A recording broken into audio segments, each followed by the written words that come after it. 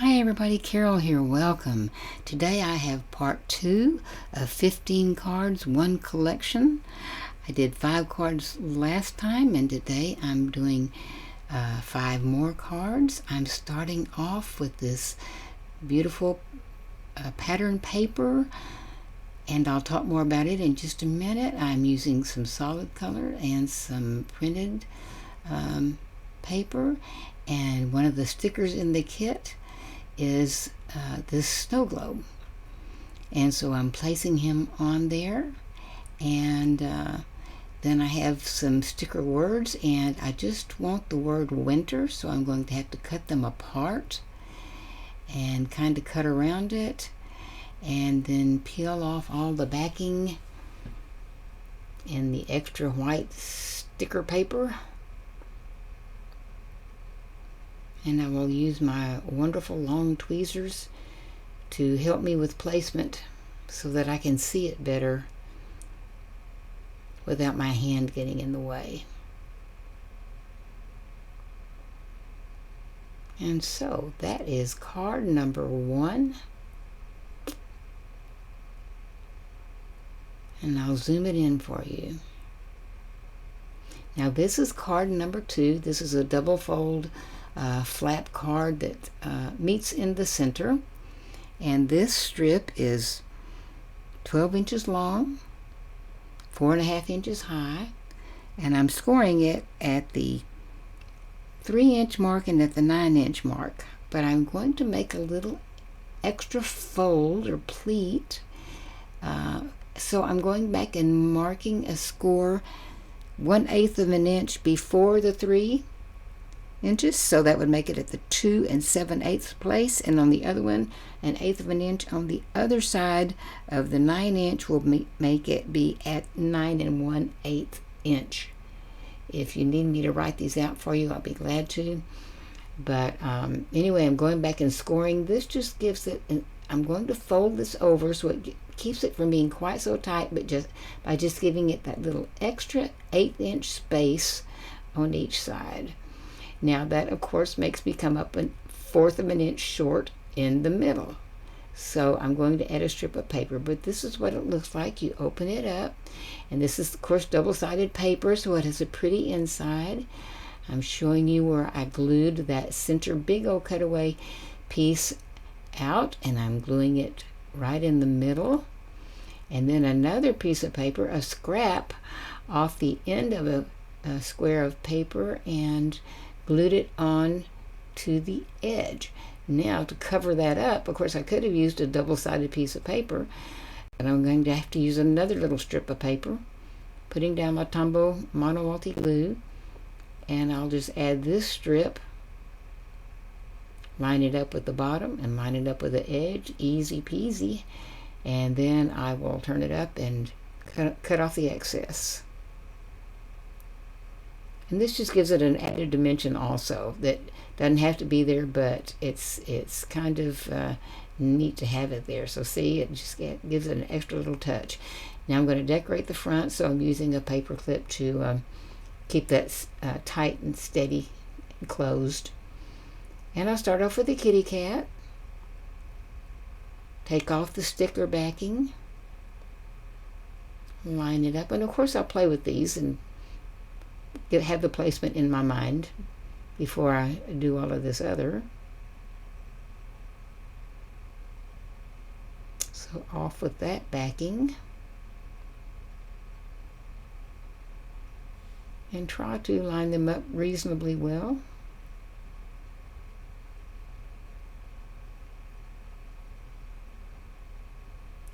And then I wanted some words up above the dog and the cat to fill in the space. So one of them I chose was snow, and I was trying to decide, do I want it at an angle or straight across? And then the word frosty, same thing. Try to line it up. I could have measured, and that would have been nice. I'm trying to get away with eyeballing it. So when you open this card up, or the recipient does, this is what it looks like. And you've got room above that dog, the dog rather, to write like to so-and-so. And then I also wanted to put in another little panel on the left-hand side. And this would be for writing your sentiments. Hope you have a wonderful birthday. Thank you for all you do. Enjoyed the winter vacation. So there you go. And then I made a belly band with a piece of ribbon. I went ahead and wrapped it around the paper, tied a bow, took it off. It slides on and off very easily. It's not real so tight that you can't. And then just fiddled with the placement just a little bit.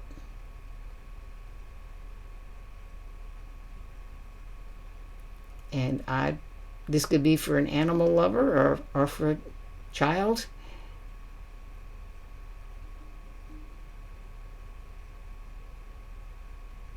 Cute pictures.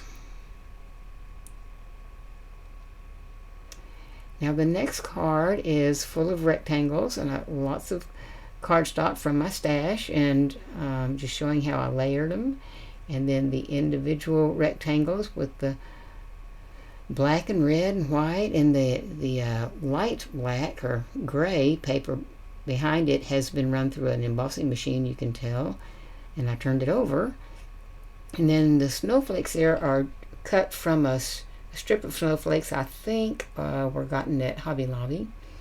And then I also wanted to put some dies on top. This was a Cartabella die, and that's the particular snowflake that I used.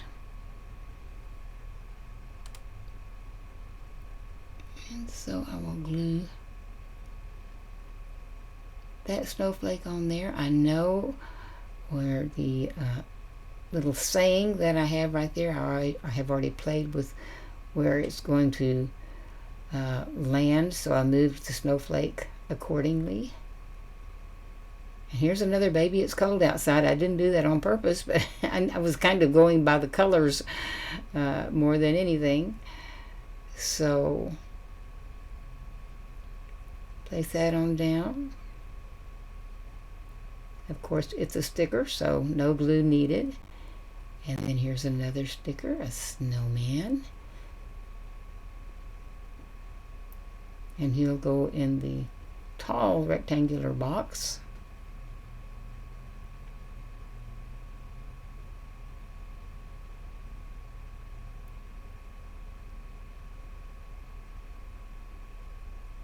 Then another word sticker. Hot chocolate, 25 cents.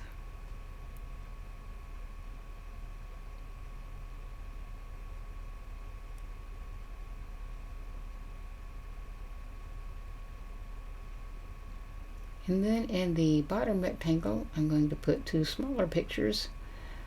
A really cute little penguin. So we've got a snowman, a penguin, snowflakes, talk of hot chocolate, and then here's a cup with hot chocolate.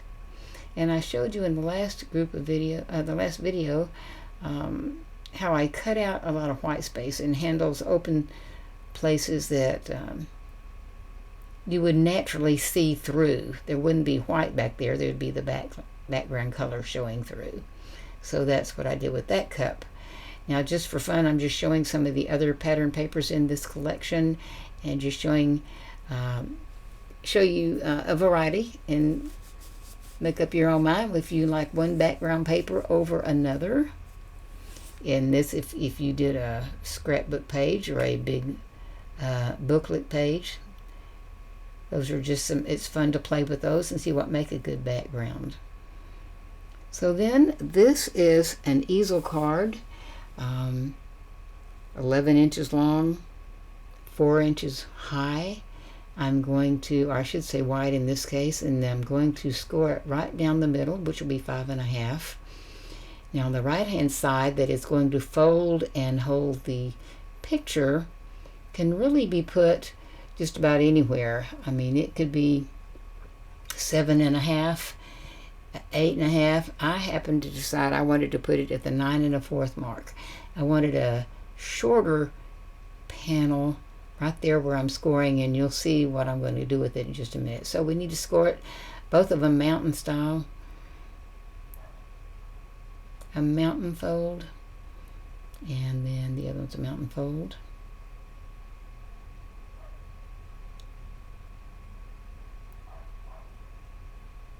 So that's 1/2 of the card. Now I'm also showing with this antiquated ruler how I'm going to go up and make a mark of, I think it's, 1.5 inches up. Again, this doesn't have to be exact. This is what I wanted to do, and just to mark it. And I'm using this Martha Stewart punch, and I can't think of the name of it right now. When I find out, I will put it in the description box for you. And I put 3 layers of black paper there just to build it up. Could have used foam tape, could have used a combination of those things, but this is where this will be a so-called stopper.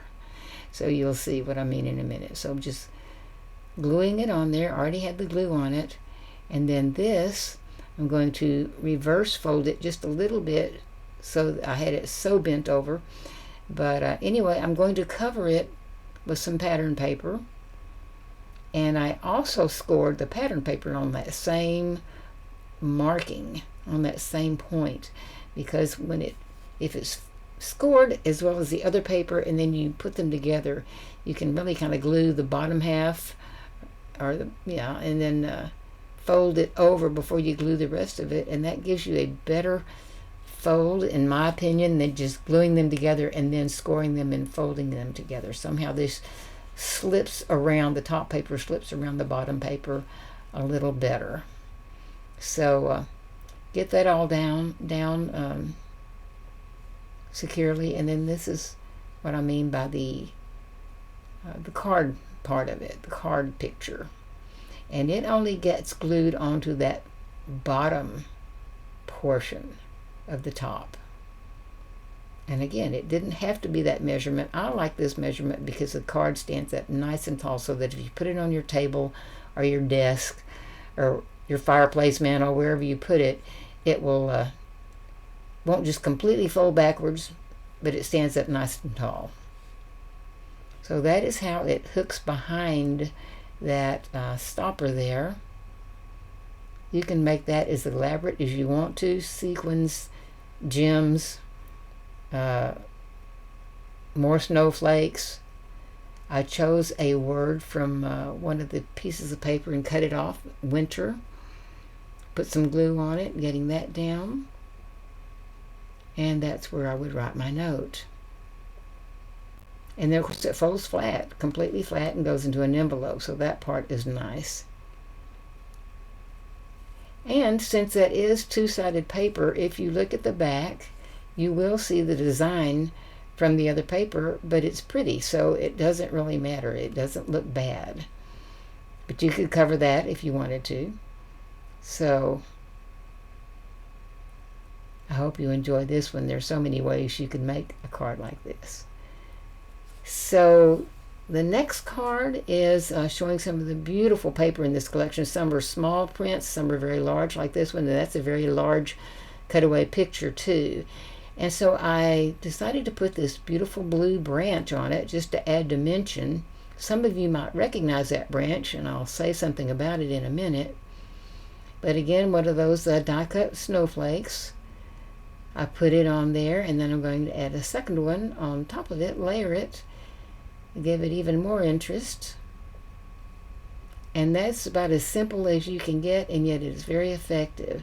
Now, if you think you recognize that branch, you may have it in your own house. You may be very familiar with the Tim Holtz die called Christmas Cardinal. And there it is. And if you see there, it is a cardinal on a branch. And I just cut the cardinal off, beautiful as it is. But I wanted a branch in this particular case. Now, this will just show you, jog your memory there, an old card I made with the branch and the cardinal. colored in. So, but I think it's very effective. It could be much larger. It could be a scrapbook page, or it could be the cover of a booklet as well. So I'm just setting them all out now. This was 5.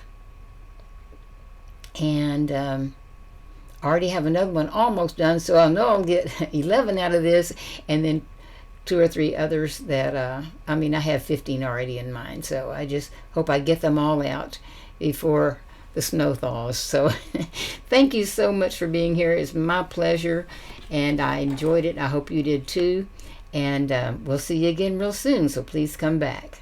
Bye-bye for now. Oh, and I don't think that I ever mentioned that this paper collection is from Echo Park, and it is my favorite winter. So I wanted you to know that. So bye-bye. See you next time.